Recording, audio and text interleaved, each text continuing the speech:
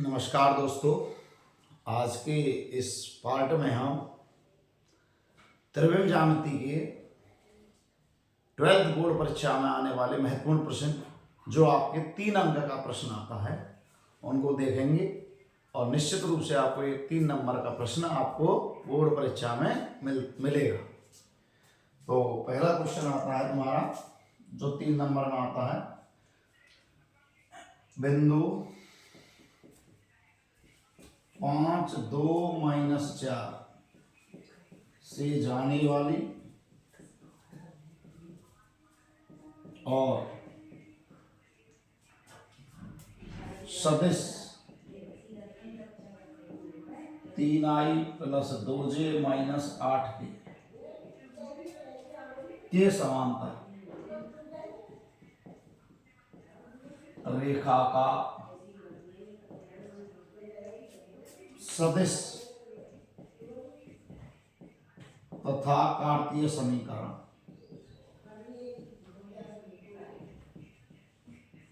ज्ञात करो।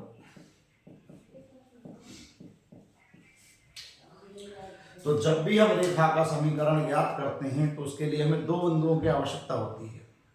एक बिंदु जिससे वो रेखा गुजरती है, दूसरी हमें आवश्यकता होती है एक सदिश रेखा की, एक रेखा की जिसके वो रेखा समांतर होती है।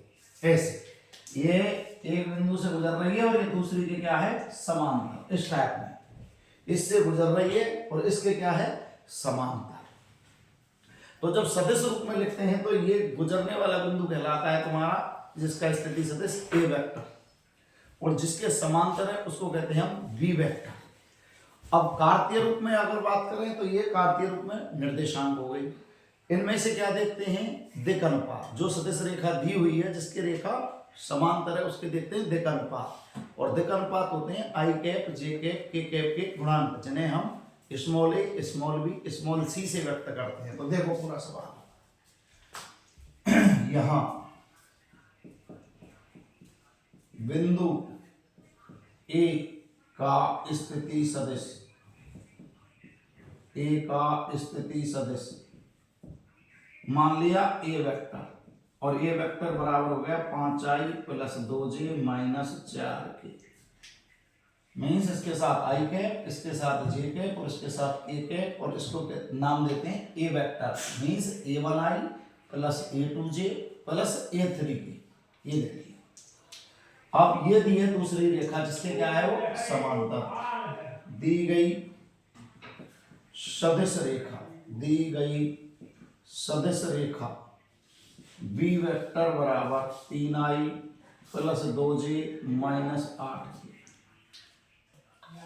और अब लिखेंगे हम इसका फॉर्मूला, क्या है, रेखा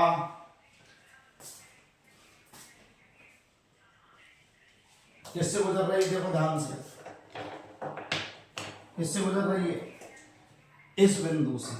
तो रेखा किसी बिंदु A जिसका स्थिति सदिश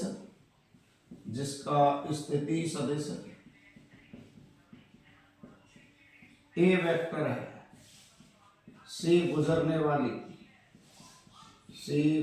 वाली एवं सदिश रेखा B वेक्टर के समांतर। ये देखो सीधा सीधा मैंने फॉर्मूला बना दिया। किसी बिंदु A जिसका स्थिति सदिश, बिल्कुल सेम इससे हुआ हुआ मिला दिया। किसी बिंदु A ये हो गया जिसका स्थिति सदिश A वेक्टर से गुजरने वाली और सदिश रेखा के समांतर रेखा का सदिश समीकरण, जबकि स्वैच्छ बिंदु P का स्थिति सदिश R वेक्टर है। R वेक्टर बराबर A वेक्टर + λ V वेक्टर। वापस फिर सुनो, एक बिंदु जिसका स्थिति सदिश ये है, से गुजरने वाली एक क्या मिलेगी, सदिश रेखा जिसके क्या होगी, समांतर रेखा का सदिश समीकरण होता है आर वेक्टर बराबर A vector plus lambda B vector के। आर क्या चीज है जिसको हम ज्ञात कर रहे हैं समीकरण के रूप में, तो स्वच्छ बिंदु पी का स्थिति सदिश आर वेक्टर है। और अब इसका आंसर आर वेक्टर बराबर A vector 5i plus 2j minus 4k plus lambda 3i plus 2j minus 8। ये हो गया इसका सदिश समीकरण। अब आते हैं दूसरा कार्तीय रूप।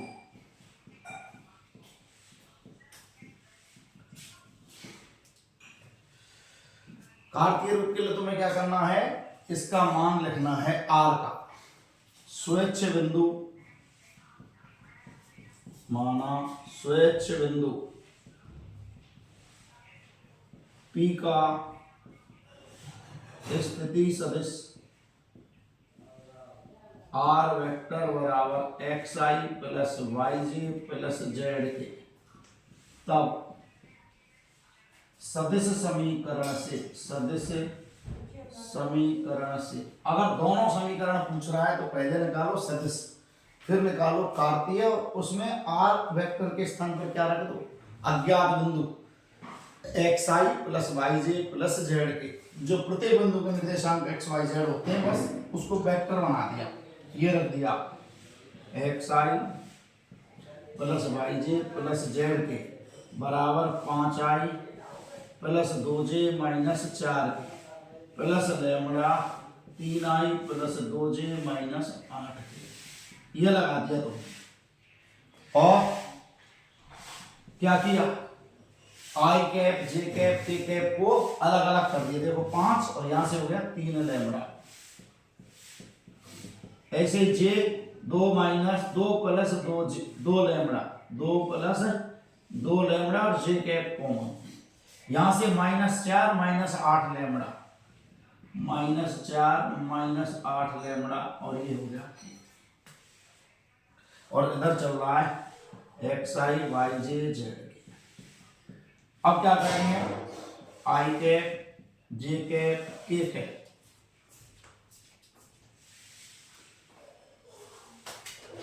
आई कैप जे कैप के कैप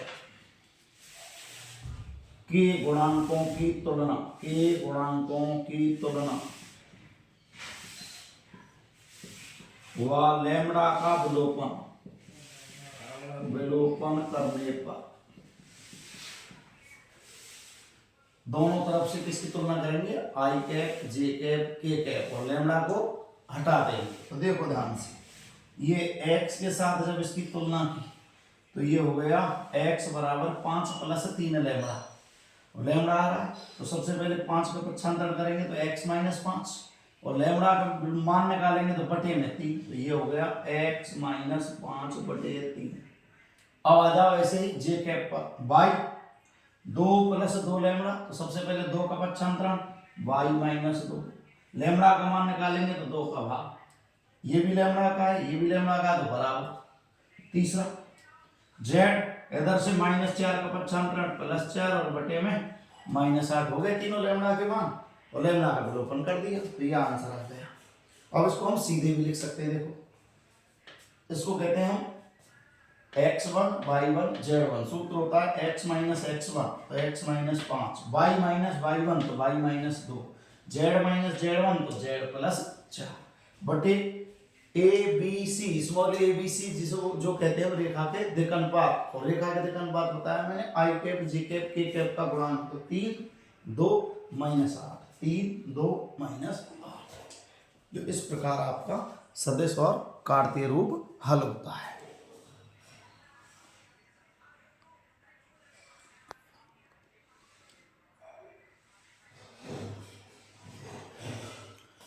अब आते हैं हम अगला प्रश्न।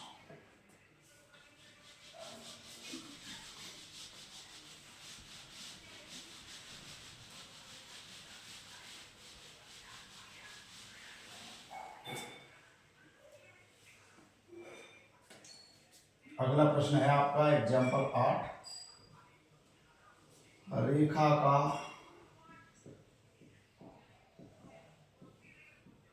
कार्तीय समीकरण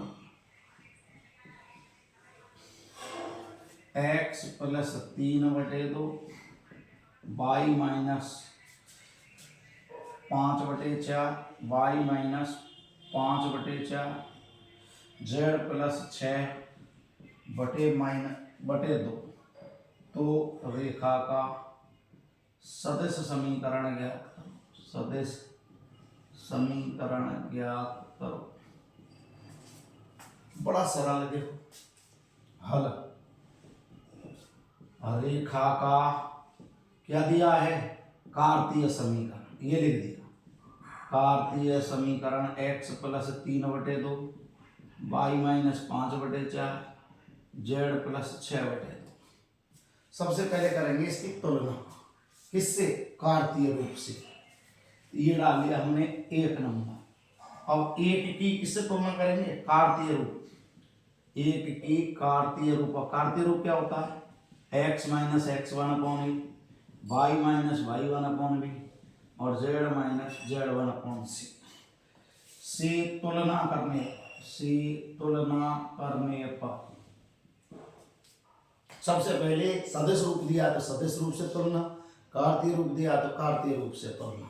अब तुलना करते हैं तो देखो x by Z minus x1 का मान हो गया 3 और माइनस x1 का मान ऐसे 3 रखा हमने, तो x1 का मान क्या हो गया, -3। मीन्स ये जो संख्याएं की केवल चिन्ह बदलने हैं वो कहलाएंगे तुम्हारे x1y1 z1। तो तुलना करने पर यहाँ क्या आ गया, x1 बराबर -3, y1 बराबर 5, z1 बराबर -6 एवं a बराबर 2।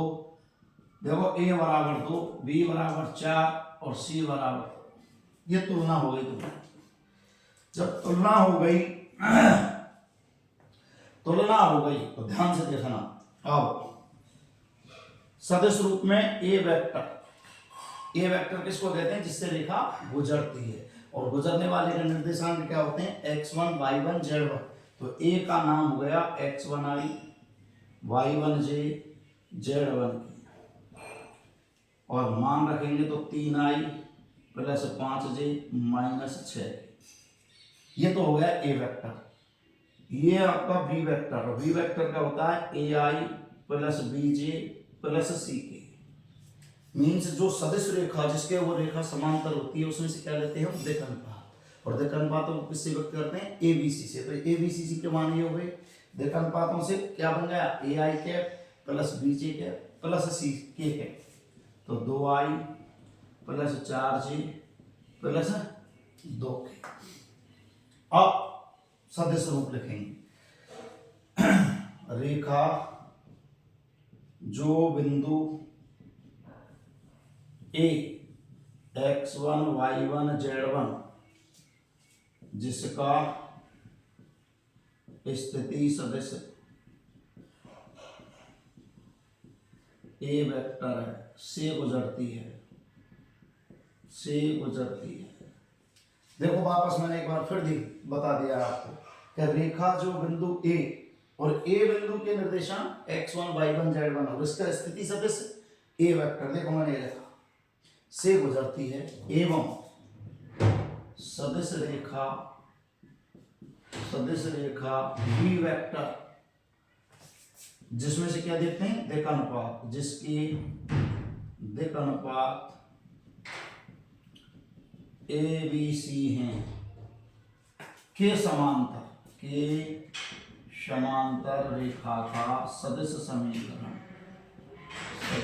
समीकरण होता है r बराबर a plus lambda B vector. A का मान ये लग रहा तुम्हारा -3i plus 5j minus 6k plus lambda 2i plus 4j plus 2k। ये हो गया तुम्हारा रेखा का सदिश समीकरण। तो बिल्कुल सरल है। सबसे पहले कार्तीय समीकरण दिया तो कार्तीय रूप से तुलना, इन x1 y1 z1 से बनाते हैं हम a वेक्टर, abc से बनाते हैं b वेक्टर। फिर सदिश समीकरण का जो फॉर्मूला होता है r वेक्टर बराबर a vector plus lambda b vector. इसमें a वेक्टर जमा दिया, b वेक्टर जमा दिया, आराम से हल हो गया।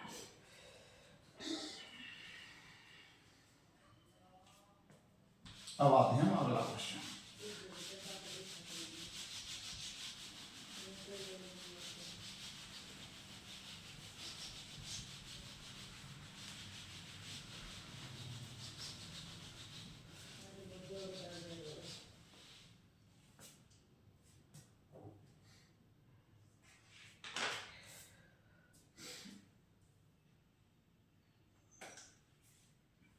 क्वेश्चन है एग्जाम्पल 10।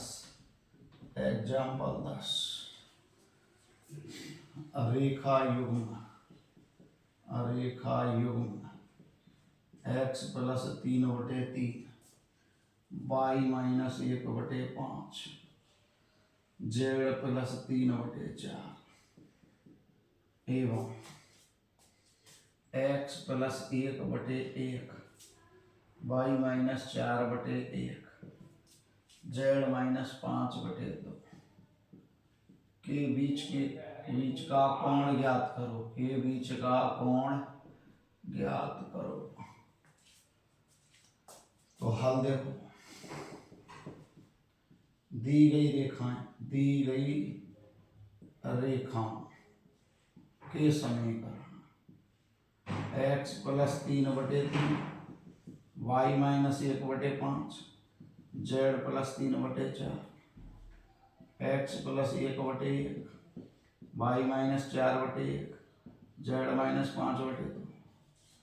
ये हो गई दो रेखाएं तुम्हारी, और ये ले लिया हमने 1 व 2 के मध्य कोण थीटा। 1 व 2 के मध्य कोण थीटा है।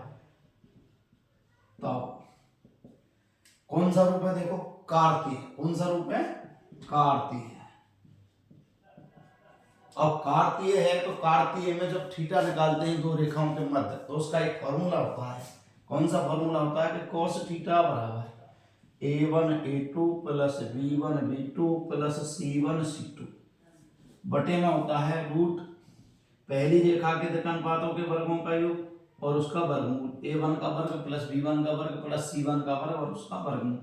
ऐसे ही दूसरी रेखा का a2 का वर्ग प्लस b2 का वर्ग प्लस c2 का वर्ग। अब जब रेखाओं के मध्य कोण निकालते हैं तो वो होता है न्यून कोण, तो इसलिए इस पर क्या लगा देते हैं, मापांक। अब इसको हल करते हैं। जब इसको हल करते हैं तो देखो a1 a2, इसका मतलब इस रेखा में से चाहिए हमें दिक् अनुपात। रेखा 1 के दिक् अनुपात, ये हो गए तुम्हारे रेखा 2 के दिक् अनुपात। रेखा 2 के दिक् अनुपात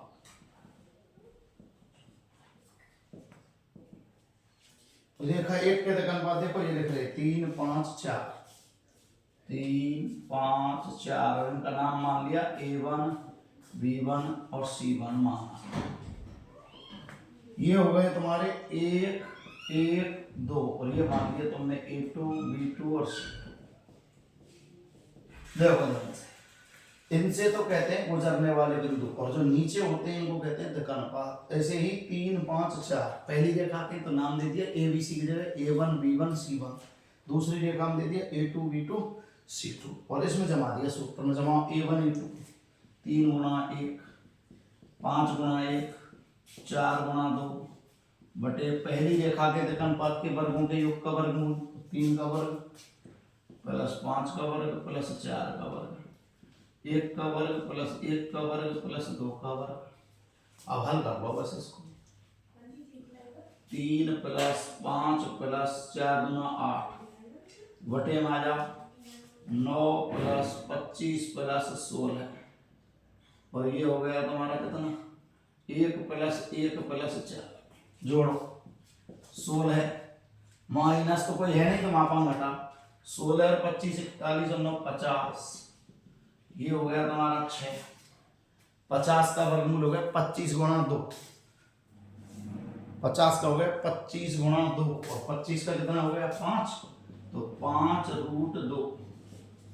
6 के हो गए रूट 2 और रूट 3, ये मैंने गुणा कर दिया, तो ये आ गया तुम्हारा 16 बटे रूट 2 गुणा रूट 2 10 रूट 3, 2 से 8 बार 2 से 5 बार, तो आंसर आ गया तुम्हारा 8 बटे 5 रूट 3। 8 बटे 5 रूट 3। अब इसका तुम कर सकते हो परमीकरण। क्या कर सकते हो इसका, परमीकरण। अब परमीकरण करना है आपको, तो ये लो आपका परमीकरण।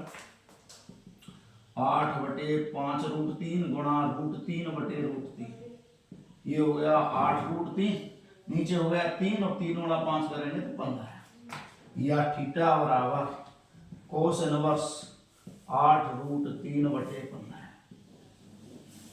ये आपकी वैल्यू हो गई दो रेखाओं के बीच का कोण। कौन से रूप में? कार्तीय रूप में। तो सीधा सीधा formula a1 a2 plus b1 b2 plus c1 c2 बटे में रूट a1 का वर्ग प्लस b1 का वर्ग प्लस c1 का वर्ग, रूट a2 का वर्ग प्लस b2 का वर्ग प्लस c2 का वर्ग।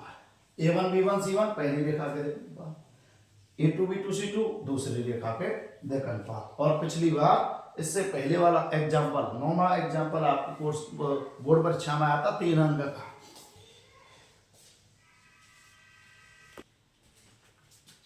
हाँ, अगले क्वेश्चन पर आते हैं आप। अगला क्वेश्चन है आपका प्रश्न नंबर 1 11.2 का।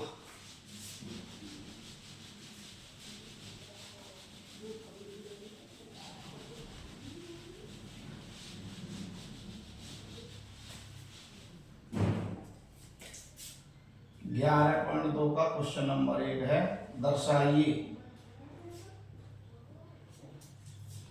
दिक् कोसाइन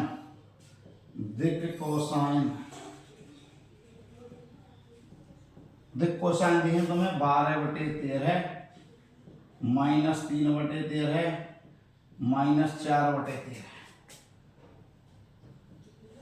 अगली दी है आपको 4/13 12/13 और माइनस 3/13। उससे अगली दी है आपको 3/13 माइनस 4/13 और 12/13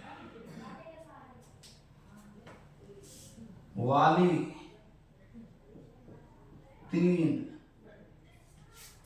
रेखाएं परस्पर लंबवत हैं, प्रश्न क्या है? दिक् कोसाइन दिए तुमको 3 जोड़ा, पहला L M N, तो इसको कहेंगे L1 M1 N1, दूसरी जोड़ी L2 M2 N2, तीसरी जोड़ी L3 M3 N3। ये 3 रेखाएं हो गई जिनकी दिक् कोसाइन दी। अब आपको सिद्ध करना है लंबवत हैं। तो लंबवत का एक सूत्र होता है कि चाहे वो दिक् अनुपात हो चाहे दिक् कोसाइन हो, उनके गुणनफल का योग अगर 0 है, जैसे 2 रेखाएं, 2 रेखाओं के दिक् अनुपात दिए हैं चाहे दिक् कोसाइन दिए हैं, तो उनका क्या करना है? संगत दिक् अनुपातों का गुणा, फिर उनका करना है योग। यदि योग आता है 0 तो वो रेखाएं कहलाती हैं लंबवत। जैसे मैं 2 रेखाएं लूं तो इनकी दिक् कोसाइन L1 के साथ हो गई L2, M1 के साथ M2, N1 के साथ N2, इनका सबका गुणा करेंगे L1 L2 plus M1 M2 plus N1 M2, तो इसका मान क्या आना चाहिए? 0। अगर 0 आता है तो रेखाएं कैसी होंगी? लंबवत। जैसे हाँ, माना 3 रेखाएं जिनकी दिक् कोसाइन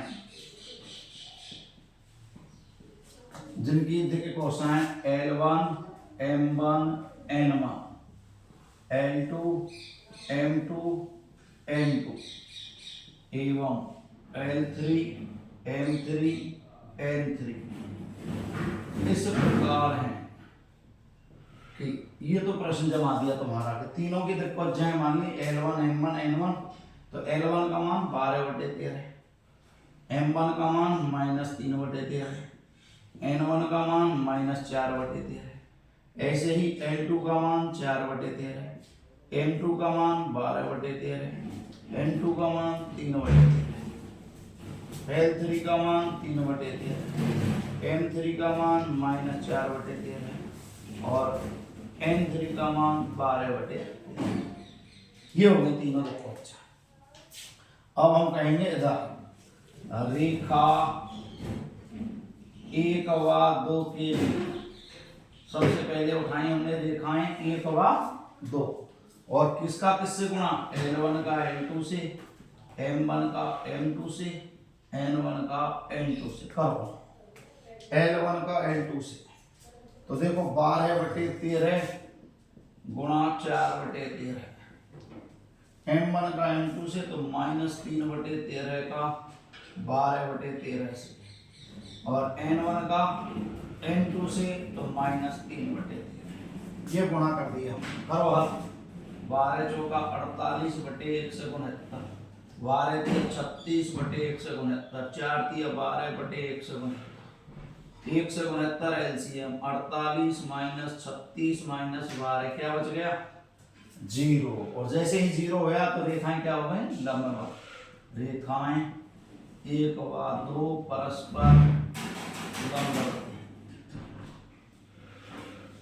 जैसे ही इनके गुणनफलों का योग 0 आता है तो उसको रेखाओं को क्या कहते हैं कि ई पहली रेखा दूसरी रेखा के लंबवत है या दोनों रेखाएं परस्पर लंबवत हैं। इसी प्रकार आ जाओ, इसी प्रकार रेखाओं कौन कौन के लिए 2 व 3 के लिए, 2 व 3 के लिए कौन कौन निकालेंगे L2 L3 M2 M3 N2 N3 बराबर L2 L3 का गुणा करो 4 3 12 बटे 169, 12 चौका 48 बटे 169, 3 का 12 से 36 बटे 169 जोड़ो 169 एलसीएम 12 माइनस 148, 12 माइनस 48 प्लस 36 हो गया 0 और 0 होंगी, अतः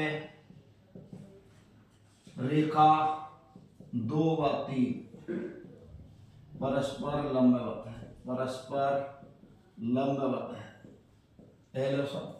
अब आ जाओ रेखा 1 और 3 के लिए, रेखाएं 1 व 3 के लिए कौन कौन सी रेखा पहली और तीसरी रेखा। और जब पहली और तीसरी रेखाएं निकालेंगे हम तो ये हो गया L1 L3 M1 M3 N1 N3 करो हल 12 का 3 से गुणा 36 बटे 169, इसका इससे गुणा किया 3 प्लस 4 3 चौका 12 बटे 169 माइनस माइनस प्लस ये माइनस 48 बटे 169, वही एलसीएम आ गया 36 प्लस 12 48 और 48 में से 48 गए तो 0। एटम्प्लाज रेखा 1 व 3 परस्पर लंबवत हैं। तो ये हो गया तुम्हारा तीनों रेखाएं परस्पर लंबवत हैं।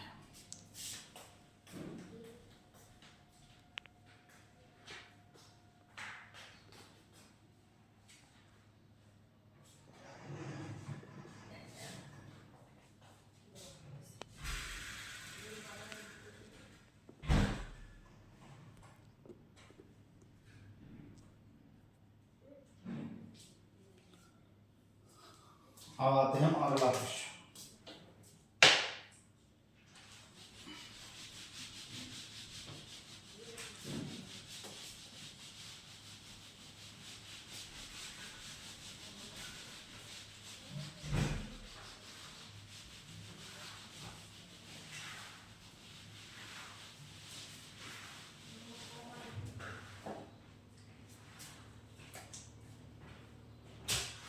अगला क्वेश्चन है तुम्हारा दूसरा, क्वेश्चन नंबर 2।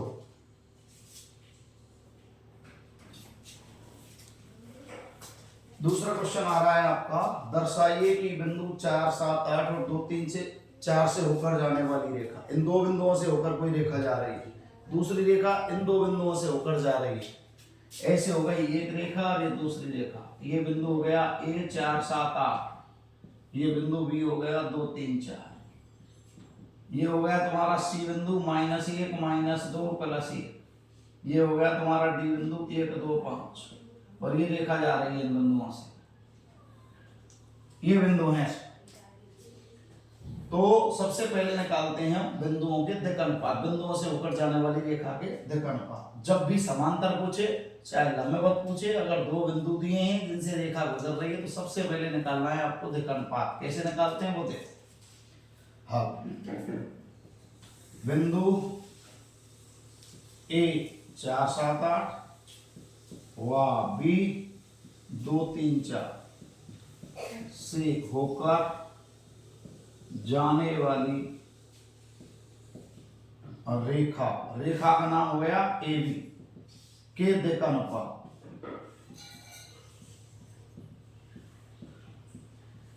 तो जब दिक् अनुपात निकालते हैं तो उसका एक तरीका होता है कि ऊपर वाले मीन्स बिंदु में से अंतिम बिंदु में से प्रारंभिक बिंदु को घटा देते हैं और इसको कहते हैं दिक् अनुपातों को ए बी सी। तो इसका नाम हो गया A1, इसका A2, इसका B1, इसका B2, इसका C1, इसका C2। तो ये बन गया दिक् अनुपात A2 minus A1, B2 minus B1 और C2 माइनस C1।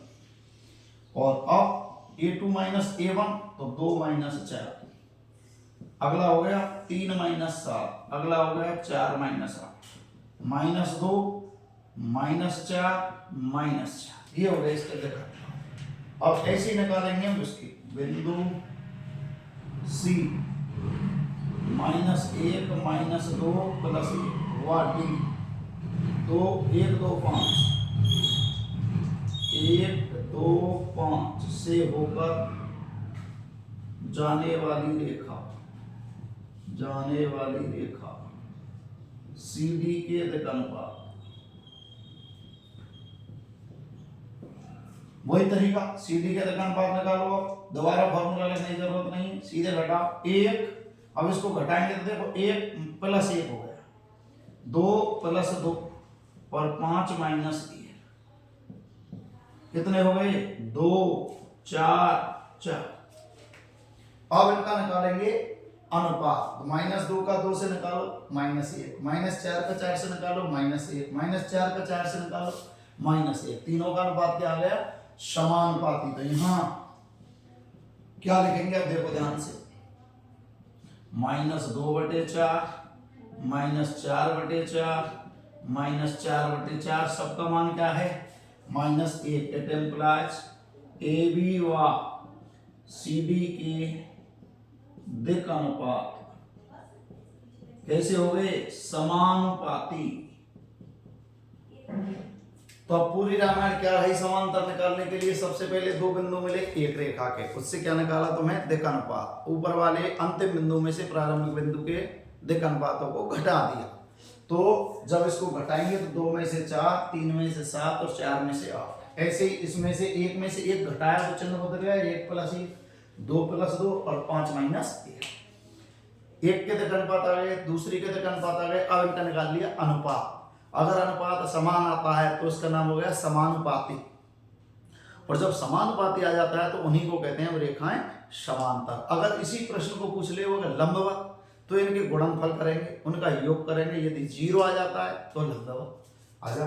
AB व CD के दिक् अनुपात समानुपाती हैं, अतः रेखाएं AB व CD समांतर है। AB व CD कैसी हो गई समांतर।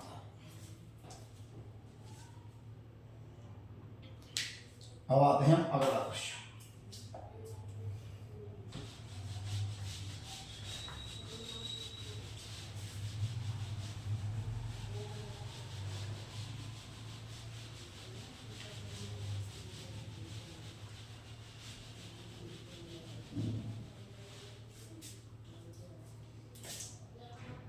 Question number 3।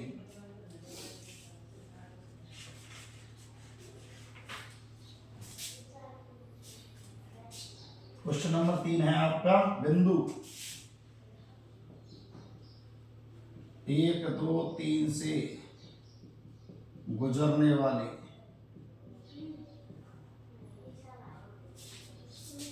और वाली रेखा का समीकरण ज्ञात करो।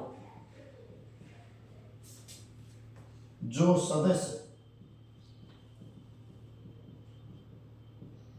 3i + 2j - 2 के समांतर है।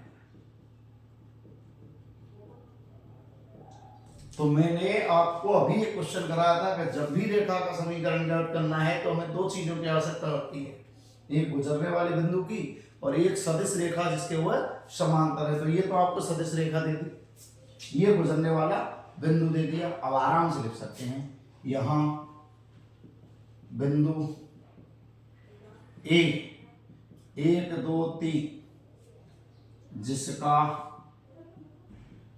स्थिति सदिश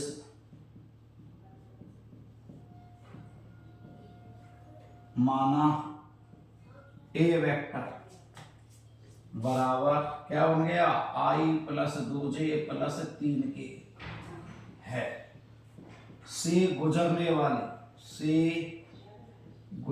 वाली बिंदु ए जिसका स्थिति सदिश ये है, से गुजरने वाली एवं क्या देखते हैं, सदिश रेखा, एवं सदिश रेखा बी वेक्टर, और उसका नाम बना दिया है तुम्हें 3i + 2j - 2k, ये दिया हुआ है, के समांतर रेखा का सदिश समीकरण।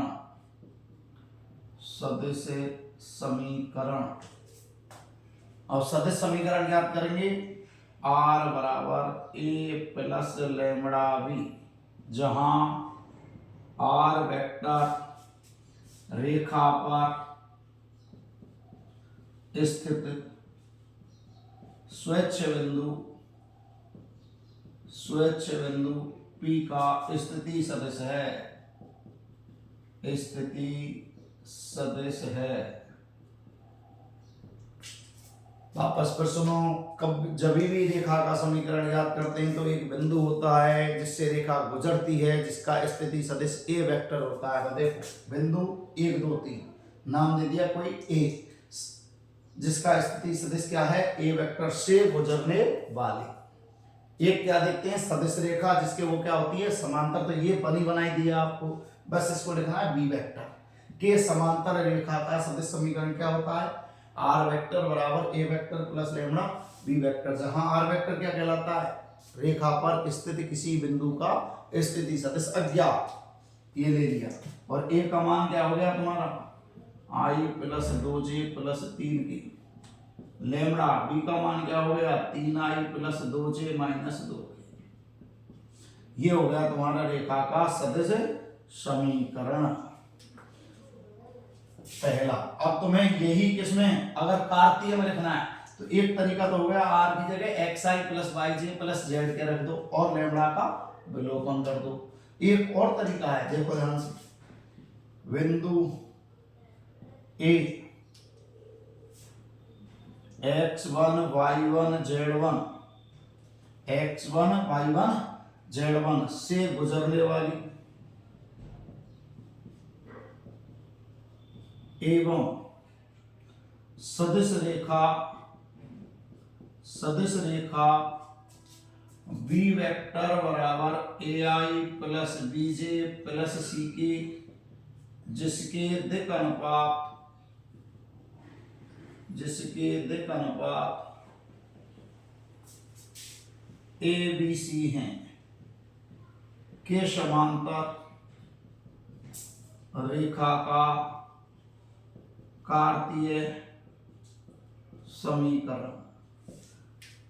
इसमें तो ए वेक्टर और बी वेक्टर थे, इसमें देखो क्या है, बिंदु ए निर्देशांक चाहिए तो x1 y1 z1 से गुजरने वाली एवं सदिश रेखा दी है जिसके क्या देखने हैं, दिक् अनुपात, जिसको कहते हैं ai + bj + ck, दिक् अनुपात क्या बन गया, ए बी सी के समांतर रेखा का कार्तीय समीकरण होता है x - x1 / a y - y1 / b और z - z1 / c।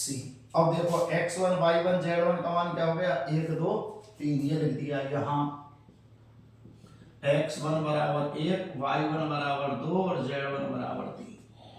a b c, तो a का मान हो गया 3, b का मान हो गया 2 और c का मान हो गया -2। जमा में हम तो आंसर क्या आ गया, x - 1 / 3 y - 2 / 2 और z - 3 / -2। ये हो गया तुम्हारा कार्तीय रूप में समीकरण। और अब आते हैं अगला प्रश्न नंबर 4।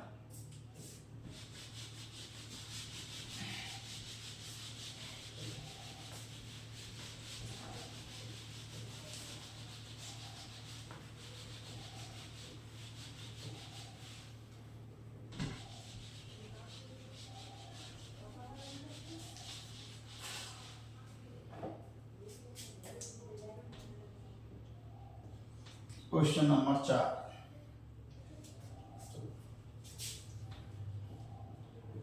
उस रेखा का समीकरण ज्ञात करो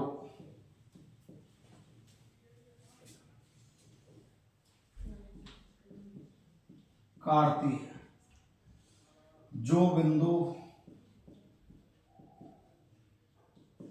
-2, 4, -5 से जाती है एवं रेखा x + 3/3 y - 4/5 और z + 8/6 के समांतर है। आ जाओ हल करने पर। हल क्या दिया देखो, इससे होकर गुजरती है, गुजरने वाला बिंदु हो गया, और रेखा ये दी है तो ये हो गया दिक् अनुपात 3, 5, 6। तो ऐसे ही लिखेंगे इसको। देखो यहां रेखा बिंदु -2, 4, -5 से होकर गुजरती है, अतः x1 = -2, y1 = 4 और z1 = -5। ये तो ये चीज है। दी गई रेखा का समीकरण x + 3/3 y - 4/5 और z + 8/6। दी गई रेखा का समीकरण, तो रेखा के दिक् अनुपात क्या हो गए? रेखा के दिक् अनुपात हो गए तुम्हारे 3, 5, 6 बराबर क्या मान लिया? ABC। ये हो गए x1 y1 z1 आ गए, ABC आ गए, और रेखा का कार्तीय समीकरण आराम से लिख सकते हैं लोग। पूरी लाइन लिख दूं। बिंदु A x1 y1 z1 से गुजरने वाली एवं दी गई रेखा जिसके दिक् अनुपात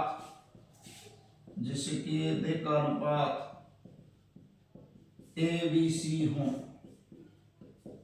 तो रेखा का कार्तीय समीकरण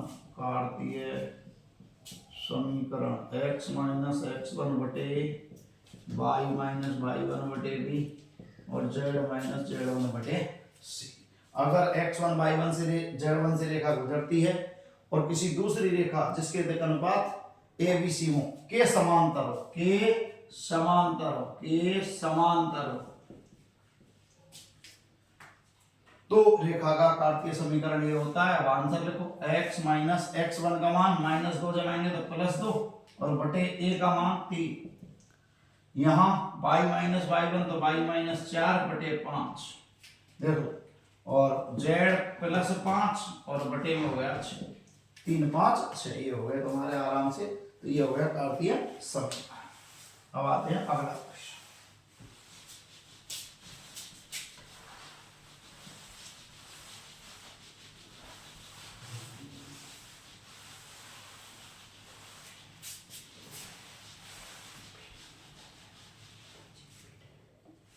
अब आते हैं क्वेश्चन नंबर 7, 5वां क्वेश्चन आपका। एक रेखा का कार्तीय समीकरण x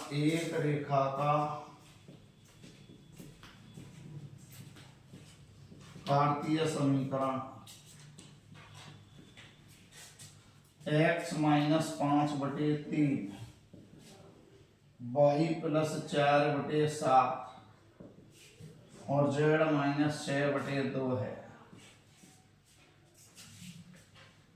इसका सदिश समीकरण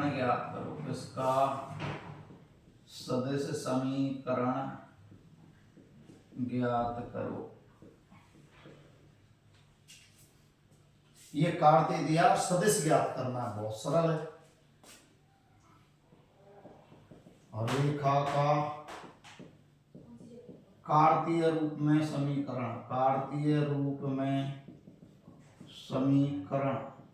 x - 5/3 बराबर y + 4/7 z - 6/2 ये हो गया 1।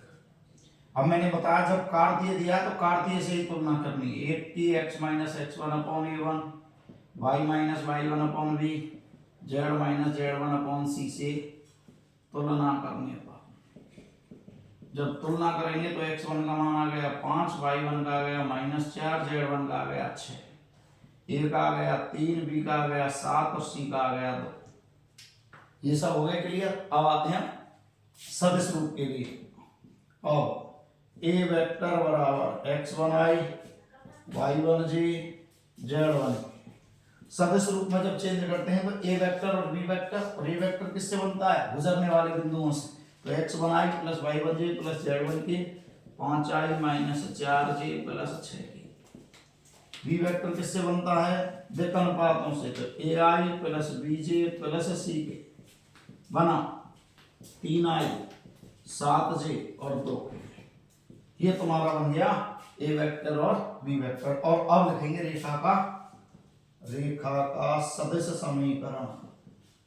सदिश समीकरण r वेक्टर बराबर a vector plus lambda b vector, जहां रेखा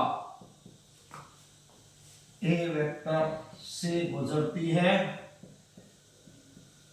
एवं b वेक्टर के समांतर है।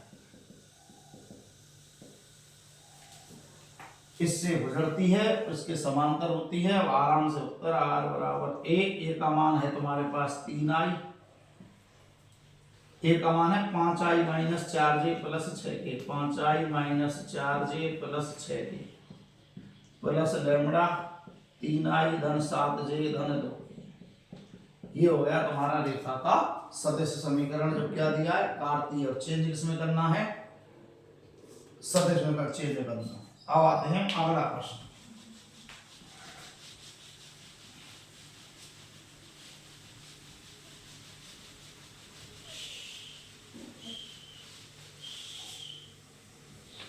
अगला प्रश्न है आपका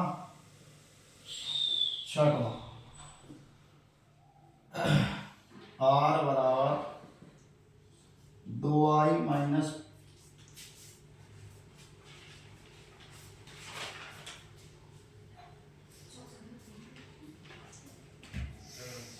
2i minus 5j plus k, 2i minus 5j plus k plus lambda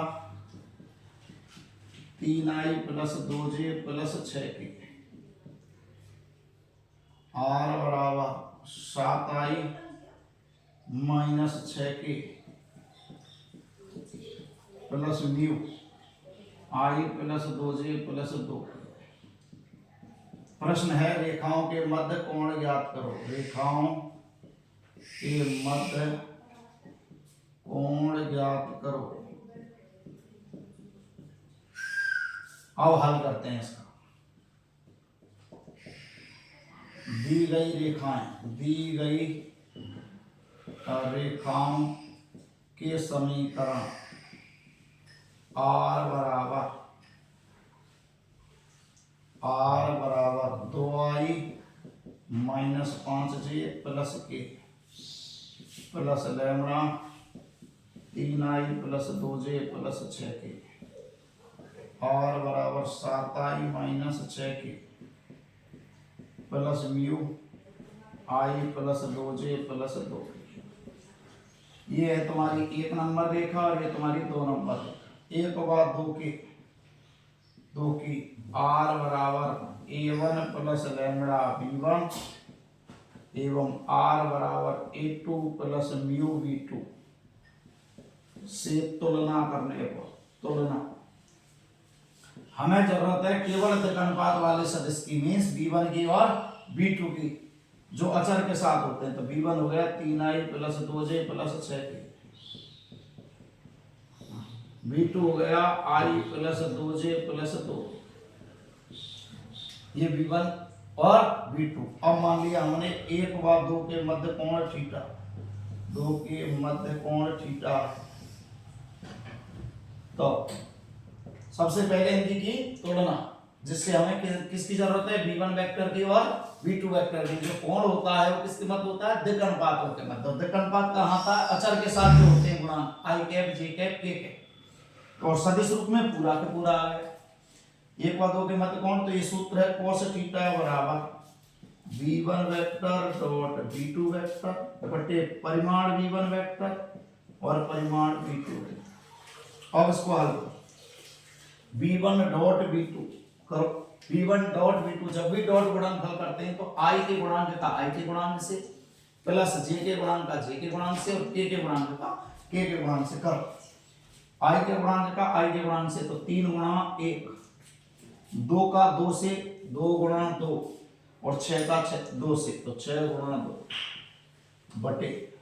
अब निकालना है परिमाण, तो परिमाण कैसे निकालते हैं, किसका निकालना है, पहली रेखा v1 का, और v1 का निकालते हैं तो उसके i के गुणांक, j के गुणांक, k के गुणांक, सबके गुणांकों का वर्ग करते हैं, फिर उनका योग करते हैं, फिर वर्गमूल निकालते हैं। सबसे पहले क्या लिखा, 3 का वर्ग प्लस 2 का वर्ग प्लस 6 का वर्ग, ये हो गया वर्गमूल। अब ऐसे ही इसका निकालेंगे,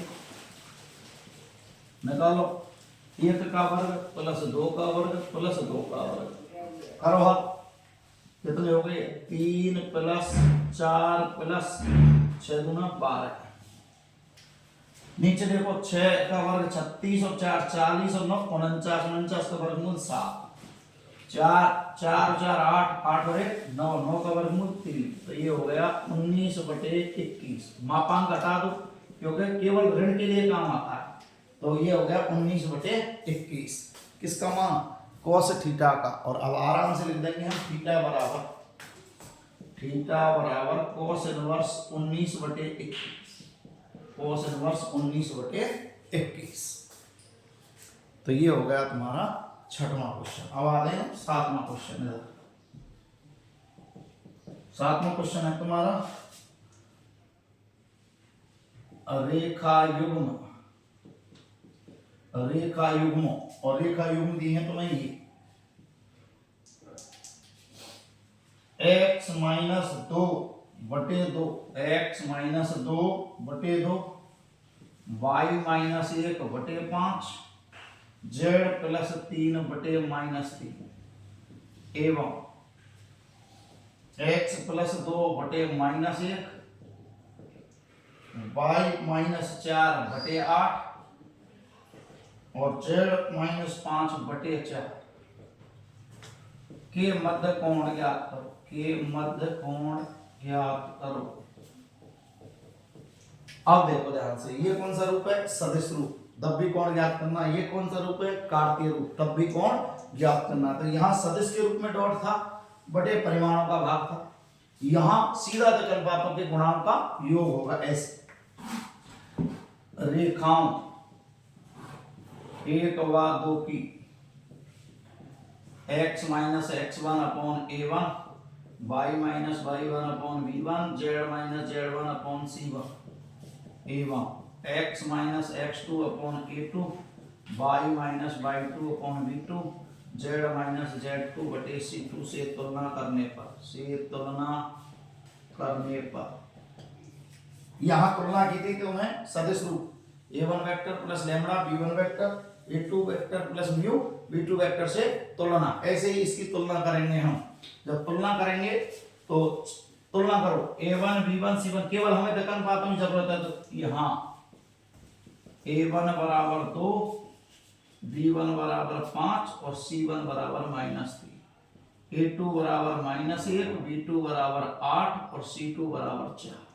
ये हो गई तुलना। और अब हम आराम से इसको हल करेंगे। 1 व 2 के मध्य कोण थीटा, 1 व 2 के मध्य कोण थीटा है, तो सूत्र सबसे पहले cos थीटा का क्या है, a1 a2 plus b1 b2 plus c1 c2। सूत्र है इसका, वहां था डॉट, यहां है गुणा सीधा सीधा निर्देशांकों का, a1 a2 plus b1 b2 plus c1 c2। वहां पहली रेखा का परिमाण था, तो यहाँ भी पहली रेखा का परिमाण है a1 का वर्ग प्लस b1 का वर्ग प्लस c1 का वर्ग। ये दूसरी रेखा का परिमाण a2 का वर्ग b2 का वर्ग और c2 का वर्ग। और अब इसको गुणा और योग करना है बस। तो ये हो गया तुम्हारा क्या, देखो A1 A2 2 गुणा माइनस ए -2, B1 B2 58 40, C1 C2 -12 और बटे में आ जाओ। A1 का वर्ग तो 2 का वर्ग 4, B का वर्ग 25 और C1 का वर्ग ये हो गया तुम्हारा 3 का वर्ग 9। यहाँ 1 का वर्ग 1, 8 का वर्ग 64 और 4 का वर्ग 16 और ये मापा। अब इसको हल करो। 40 40 में से गए 14, कितने बच गए 26, कितने बच गए 26 और थीटा बराबर कॉस का पक्षांतरण कॉस इनवर्स ये तो हो गया 26। नीचे देखो 9 और 25 34, 34 और 4 38 और ये हो गया देखो 80 और 1 81, 81 का वर्गमूल 9 तो ये हो गया 9√38।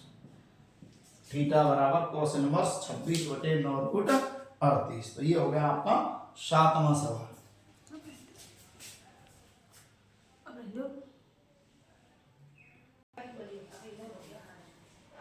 अब आते हैं क्वेश्चन नंबर 12। ये आपको दो रेखाएं दी हैं और परस्पर लंबवत हैं तो आपको पी ज्ञात करना है। तो सबसे पहले रेखाएं हल। रेखाएं कौन से रूप में दी हैं देखो 1 - x, जबकि रेखा होती है x - x1। इसका मतलब ये सही रूप में नहीं है तो इनको रेखाओं को वापस लिखेंगे। दी गई रेखाओं के समीकरण 1 - x बटे 3 7y - 14 बटे 2p z - 3 बटे 2 या संशोधित रूप अब इसका ये बनाना है प्लस का x। जब प्लस का बनाएंगे तो माइनस का भाग लगा दो x, ये हो गया प्लस का, एक हो गया माइनस का और 3 भी किसका माइनस का, सब में माइनस का भाग लगा दिया। ये y बनाना है तो 7 एक्स्ट्रा है, 7 का भाग लगाओ सब में। यहाँ y हो गया 7 दूना 14, इसमें भाग नहीं जा रहा है तो 2p बटे 7। यहां सही है ये तो z - 3 बटे 2 और ये डाल दिया नंबर 1। अब आते हैं एवं दूसरी रेखा है तुम्हारी 7 - 7x बटे 3p y - 5 बटे 1 6 - z बटे -5। देखो फिर वापस x - x1 चाहिए, ये y - y1 चाहिए, ये z - z1 चाहिए। कहां ये x - x1 नहीं है तो x के साथ क्या है -7, सबका भाग लगा दो -7 लगाओ। -7 का इसमें लगाया, इसमें लगाया तो ये तो बन गया x, 7 में लगाया तो -1 और इसमें लगाया तो 3p बटे -7 ये लिख दिया। y - y1 सही है बिल्कुल। z - z1 में माइनस का अंतर आ रहा है तो माइनस का चेंज कर दो, सब में भाग लगा तो ये प्लस का हो गया, ये माइनस का और ये प्लस का, ये हो गया तुम्हारा दोनों। अब आते हैं रेखा एक के दिक अनुपात। एक के दिक अनुपात क्या है देखो -3 2p बटे 7 और 2 और ये मान लिया हमने a1 b1 c1 माना। ऐसे रेखा 2 के दिक अनुपात, 2 के दिक अनुपात -3p बटे 7 1 और 5 ये मान लिया हमने a2 b2 और c2। अब आते हैं रेखाएं 1 व 2 कैसे हैं लंबवत हैं, लंबवत हैं। कई बार बता चुका हूं जब रेखाएं लंबवत होती हैं तो दिक अनुपात के गुणनफलों के योग शून्य होता है। a1 a2 plus b1 b2 plus c1 c2 बराबर क्या हो गया 0। करो गुणा a1 a2 ये रहा ऋण 3 का ऋण 3p बटे 7 से 2p बटे 7 का 1 से और 2 का 5 से और बराबर 0। हल करो 9p बटे 7 प्लस 2p बटे 7 प्लस 10 बराबर 0। ये हो गए तुम्हारे 11p बटे 7। नोट दो 11p बटे 7 10 का पक्षांतरण -10 या p बराबर 7 गुणा 10 किया तो -70 और बटे हो गया 11। तो p का मान क्या आ गया -70 बटे 11।